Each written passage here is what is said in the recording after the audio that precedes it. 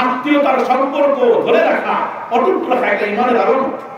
وقال رسول الله صلى الله عليه وسلم من كان يؤمن بالله واليوم الآخر فليكرم ضيفه। যে ব্যক্তি আল্লাহর প্রতি বিশ্বাস রাখে, আখিরাত দিবসের প্রতি বিশ্বাস রাখে, তার একটা ঈমানের পরিচয় হলো মেহমান আসলে মেহমানকে সম্মান করে। মেহমান কি করে? সাধারণত মেহমান কারা হয়? কারা হয়? দুঃসম্পর্কের আত্মীয়, কাছের আত্মীয়, তাই তো? ছেলে মেয়ে যখন বিয়ে দেন, দাবার কি আসলে দেন? আত্মীয় স্বজনকে দেন, রক্ত সম্পর্কের আত্মীয়, দুঃসম্পর্কের আত্মীয়, প্রতিবেশী, সাধারণত এরকমই তো হয়। এগুলো মুআশারা। এই আত্মীয়দেরকে দাওয়াত দিচ্ছেন, প্রতিবেশীদেরকে দাওয়াত দিচ্ছেন, এটাই সম্পর্ক, এই অটুট রাখা। বিয়েতে দেওয়া লাগবে তা জরুরি না। এখন আমাদের জমানা কি জানেননি, মেহমান আসলে মানুষ ভয় পায়, এই সর্বনাশ করছে, এবার খরচ বাইরে গেল, ফোন দিছে বুড়ি বাইরে, এই আমি আসবো, 2 দিন থাকবো তোর বাড়ি, সর্বনাশ করছে। একটা তো আসবে সাথে পালগুন সব নিয়ে আসবে, 4-5টা সোলার কি খরচ বাইরে গেছে খরচ। কিন্তু আসলে যদি দিলে মোলা বিশ্বাস থাকতো, কারণ হাদিসে রাসূল বলেছেন, খবরদার খবরদার, মেহমানকে বরকত মনে করো, মেহমান যখন বাড়িতে ঢোকে বরকত নিয়ে ঢোকে। এইবার কোথায় তোমার? আমার হাবিব বলেছেন, মান কানা ইউমিনু বিল্লাহি ওয়াল ইয়াউমিল আখির ফালিকরিম যায়ফা। এ আবু বকর ওমর রাদিয়াল্লাহু তাআলা আনহুমা রাস্তায় মারামারি করতেন, জানেন না? দাঁড়ায় দিয়েছেন, আজকে মেহমান বাড়িতে, নিজের বাড়িতে কিন্তু খাবার নেই। চিন্তা করতেছেন, আজকে তো সেটে খেজুর, তো আমরা 3 জন মানুষ, 3টা খেজুর খেয়ে দিতে হবে, আর একটা খেজুরের জন্য সব মেহমান বুঝে নিয়ে আসি। খেজুর মাত্র কয়টা? মসজিদ নববীর সামনে দাঁড়ায় আছে। এখন আবু বকর আগে পেয়ে গেছে, মোমর দৌড়ে আসে, সব সময় তোমার কাছে গেল তুমি একটা দূর থেকে দেখলাম যে তারা মেহমান নিয়ে করতো মারামারি, আর আমরা মেহমান শুনে তো সুবহানাল্লাহ, রাস্তা দিয়ে অ্যাক্সিডেন্ট হয়েছিল।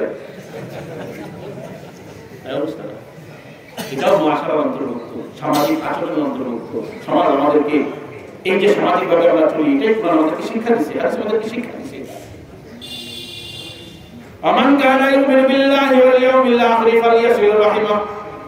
যে ব্যক্তি আল্লাহর প্রতি বিশ্বাস রাখে, আখিরাত দিবসের প্রতি বিশ্বাস রাখে, সে যেন আত্মীয়তার বন্ধন অটুট রাখে। আত্মীয়তার বন্ধন অটুট রাখে, এটা আল্লাহর প্রতি ঈমানের একটা আলামত, আখিরাত দিবসের প্রতি ঈমানের একটা আলামত। আর 3 নম্বর, মান কানা ইউমিনু বিল্লাহি ওয়াল ইয়াউমিল আখির ফালিয়াকুল খায়রা ওয়ালিয়াসমুত। যে ব্যক্তি আল্লাহর প্রতি ঈমান রাখে, যে ব্যক্তি আখিরাত দিবসের প্রতি ঈমান রাখে, সে যেন ভালো কথা বলে, অন্যথায় চুপ থাকে। যত মারামারি ঝগড়াঝাটি কি নিয়ে? বুঝলেন না? ভালো কথা নিয়ে। কি নিয়ে? ভালো কথা। তবে কবে ভালো কথা শোনেন এবার? তো এ তুই না 2 বছর আগে মানে এই কইলি? কয় বছর আগে? 2 বছর আগে কি কইছিল তাই নিয়ে এখন মারামারি করছে। কি কইলাম? তাই কইছিলি? ওই তো কইছিলাম, ওই কারণে কইলাম।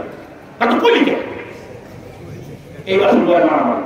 আর মারামারি ঝগড়া দিয়ে হয়, বিশেষ করে মহিলাদের মধ্যে। সুবহানাল্লাহ, কত প্রকার যে গালি আছে, কত প্রকার যে গালি আছে। সকালে শুরু হয়েছে, মাঝখানে শুধু খাবার টাইমে এগুলো দিছিল, বিকেল বেলা চলতেছে। জবানটা দিচ্ছে মৌলার জিকিরের জন্য, জবান দিচ্ছে তাজকিরের জন্য, ওয়াজের জন্য, ভালো কথা বলার জন্য, নসিহত করার জন্য। সুবহানাল্লাহ, সুবহানাল্লাহ। ভাবতে পারে সামাজিক মানুষ আমরা অনেক সময় মনোমালিন্য হতে পারে। তো আমার হাবিব তো বলে দিলেন, যদি প্রকৃতপক্ষে মুমিন হও, ফালিয়াকুল খায়রা, ভালো কথা বলো, ওয়ালিয়াসমুত, চুপ থাকো, কথা বলো না। কারণ কি জানেন? যদি যারা বেশি কথা বলে, এদের থেকে মিথ্যা প্রকাশ পায় বেশি। বকবক করে বলছে, পালি আড্ডা বসায়, কথা কন্ট্রোল করতে হবে, মুখ কন্ট্রোল করতে হবে, প্রয়োজনবিহীন কথা না বলা।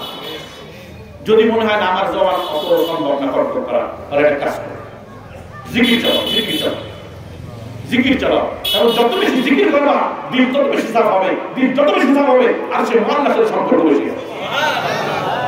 এই জন্য জিকির করো, আপনারা চুপ থাকো। এই জন্য রাসূল বলেছেন, ফালিয়াকুল খায়রা, ভালো কথা বলো, জিকির করো, কোরআন তেলাওয়াত করো, ওয়াজ নসিহত করো, শোনো। আর না হলে চুপ থাকো। যদি মনে হয় যে না চুপ থাকতে পারতেছি না, তুমি একাকী নির্জনে চলে যাও। চার দোকানে বসলে উল্টাপাল্টা কথা হবে, সমাজের মধ্যে বসলে জানি বিপদ হবে, গালাগালি হবে, মারামারি হবে, ঝগড়াঝাটি হবে, সরে যাও। ঘরের মধ্যে জায়গায় থাকো। জিকির করো, অন্য কোনো কাজ করো।